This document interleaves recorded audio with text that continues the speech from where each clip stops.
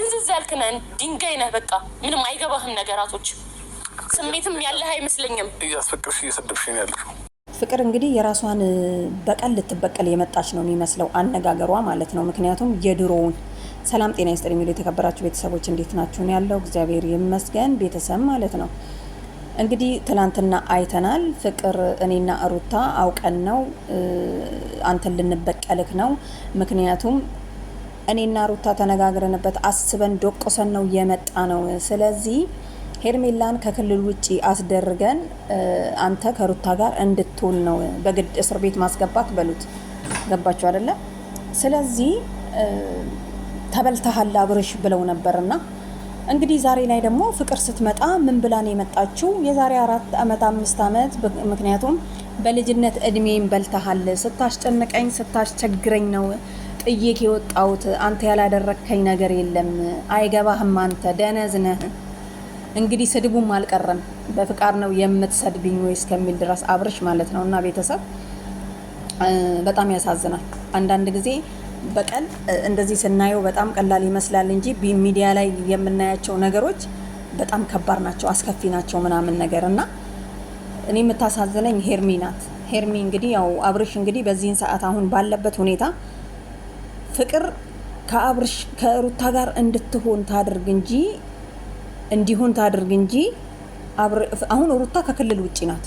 ምክንያቱም በራሷ ወጥመድ ነው የተጠመደችው ማለት ነው። በቆፈሩት ጉድጓድ መልሰው ይገባሉ ነው ምንድነው የሚባለው?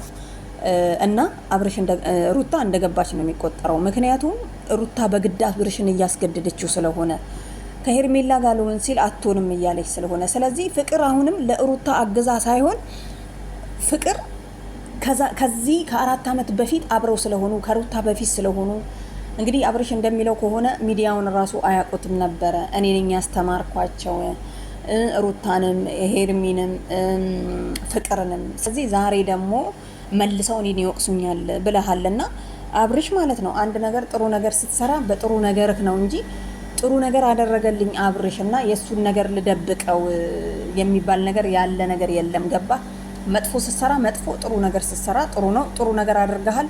ያደረከው ደግሞ በጥሩ ነገር ነው የምትወሳው። ምክንያቱም ስለ ዩቲዩብ ሲወራ ወይም ደግሞ ስለ ሚዲያ ላይ ሲወራ አብርሽ እኮ ነው እድሜ ለአብርሽ ያመጣኝ እዚህ ሚዲያ ላይ ያስጀመረኝ ምናምን ብለው ሊያመሰግኑክ ሊሆን ይችላል እንጂ ሌላ ከነሱ የምጠብቀው ነገር ምንም የለም። አንተ የሆነ ነገር ጥፋት አጥፍተክ ወንጀል ሰርተክ ዩቲዩብ ያስጀመረኝ አብርሽ ነውና ይሄን ወንጀል ልደብቅለት እንዲሉክ ነው እንደ የፈለከው። ይሄ ትክክል ነው ብዬ አላስብም። እና አሁን ላይ ሳስበው ፍቅር የመጣችው የራሷን እልህ አብርሽ ድሮ ያንገላታትን አብርሽ ድሮ በቃ ምን ልበላችሁ ብዙ ነገር ያደረጋትን ጥላው እስከምትሄድ ድረስ እንትኑ ምን ነበረ በደሉ ወይም ደግሞ ጸጽቷት ተናዳ እሱን ለመናገር ነው የመጣችው ማለት ነው እንጂ ለሩታ አግዛ እንዳልሆነ ነው። ምክንያቱም ስለ ሩታ ስም ስጠራ አልሰማውም፣ እስከ መጨረሻው አይቼዋለሁና ለምን እንደሆነ ታውቃላችሁ?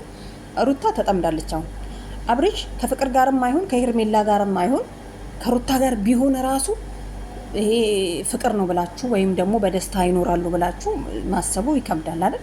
ማንኛውም ሰው የሚያደርገው ነው ማለት ነውና አብርሽ አንዴ ዞሮበታል። ዞሮ እኛንም አዞረን እኮ ተመልካቾቹን አዞረን ማለት ነው። ምክንያቱም አብርሽ እኔ ብቻዬን ልሁን፣ እኔ ማንንም አልፈልግም፣ አጨቅጭቁኝ አለ ቡዜ። ዛሬ አጨቅጭቁኝ፣ አርፋችሁ ተቀመጡ፣ አልፈልግም ብሎ ከኤርሜላ ጋር ልሁን ሲል አላስቀመጣችሁትም ልዩ። ከዛ መጨረሻ ላይ እንትና ፍቅር ስትመጣ በቃ እኔ ብቻዬንም ከመሆን እኔ ከፍቅር ጋር ልሁን፣ ከእናንተ ጭቅጭቅ ልውጣ። ወንዶች ጭቅጭቅ አይወዱም።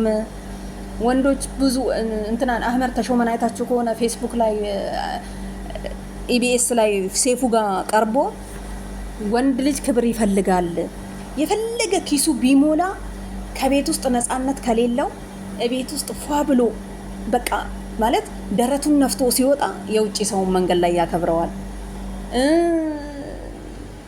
ደግሞ ሌላ ሰው ራሱ ደግሞ መጥፎ ሰዎች ቢያገኙት ራሱ አንገታቸውን ደፍተው ነው የሚሄዱት። ግን ቤት ውስጥ ሴት መርዝ ሴት ካለች ለኳሽ ካለች ቤት ውስጥ ተናዱ በጣም ርር ብሎ ሲወጣ ቀኑ ሙሉ ሲያር ብሎ እንደዚሁ ነው የሚመለሰው። ስለዚህ ለሁላችሁ መልካም ሴት ይስጣችሁ ብሎ ሲመርቅ አይቻለሁ። አህመድ ተሾመ ታውቁታላችሁ፣ ዘፈና ያወጣው ማለት ነውና ሳስበው አብርሽ መሮታል። አማረራችሁት፣ እቤት ውስጥ አማረራችሁት። ቤት ይውጣ፣ ቤት ይግባ፣ ጭቅጭቁ ማለት ነው። ስለዚህ ወንድ ልጆች የሚወዱት ፍቅር ነው። ገንዘብ ኪሱ ቢሞላ ራሱ ፍቅር ነው ብሏል ሰውየው።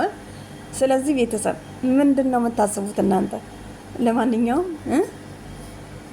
ቤተሰብ ምን ልላችሁ መሰላችሁ? አብርሽ አሁን እየሰራ ያለው ስራ ጥሩ ነው ማለቴ ሳይሆን ግን ይሄ ልጅ ምርር ብሎት ከቤት የወጣበት ምክንያት አንደኛ የሩታና የሄርሜላ ነው ብሏል። ምክንያቱም ሄርሚ በየዋህነቷ ተበልታለች። ሩታ ደግሞ ብልጥ ናት። በብልጥነት ማለት ነው፣ በብልጥነት ሄርሚን ከጫወታ ውጭ ያደረገቻት። በቃ አብርሽ ያንቺ ነው የሚሆነው አብራችሁ ሁኑ ስትል ከረመችና ትላንትና ደግሞ እንደው ከፍቅር ጋር ተጀናጅ ነው ተሞዳምደው። ፍቅር ግን ሩታንም ነው የበላቻት ማለት ነው። ገባችሁ አይደለ? ሄርሚን ብቻ አይደለም። ምክንያቱም ፍቅር የድሮዋን ብሶቷን ለመበቀል ነው እንጂ አብርሽ ጋር የመጣችው ከሩታ ጋር እንዲሆን ለሩታ አዝን አይደለም። ይሄንን ማወቅ አለብሽ ሩታ ማለት ነው። ስለዚህ ለማንኛውም ሄርሚ እንግዲህ እግዚአብሔር ካንቺ ጋር ይሁን። አብርሽ ግን በዚህ ሁኔታ ከሩት ፍቅር ግን ይመችሽ። በእውነት በእንቧ እኮ አስታጠብሽው።